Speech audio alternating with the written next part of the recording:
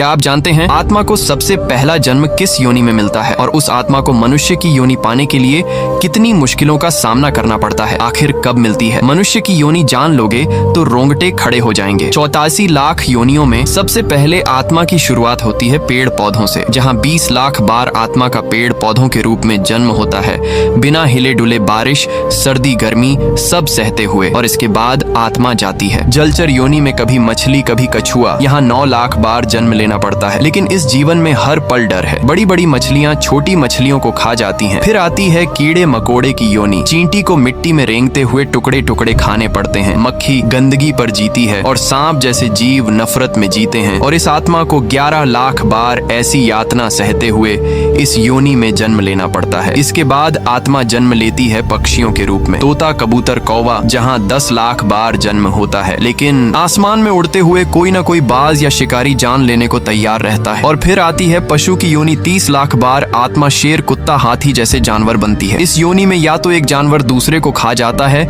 या फिर इंसान उन्हें मार देते हैं। हर पल अस्तित्व की लड़ाई होती है। इतनी लंबी और दर्दनाक यात्रा के बाद आत्मा को मिलता है गाय का जन्म। गाय का जीवन पुण्य से भरा माना जाता है और इसे बहुत ऊंचा दर्जा दिया जाता है। और गाय के इस जन्म के बाद मिलता है आत्मा को मनुष्य का जन्म। लेकिन यहाँ पर भी सीधा ब्राह्मण नहीं, पहले शूद्र, फिर वैश्य, फिर क्षत्रिय और अंत में मनुष्य की 4 लाख योनियों की तपस्या के बाद ब्राह्मण योनि मिलती है। इसलिए अगर मनुष्य का शरीर मिल गया है तो इसे ऐसे मत गवाओ, अच्छे कर्म करो ताकि इसके बाद दोबारा इस भयानक चक्कर में ना जाना पड़े। भगवान श्री विष्णु के लिए वीडियो को लाइक और सब्सक्राइब करें और कमेंट में जय श्री विष्णु लिखें।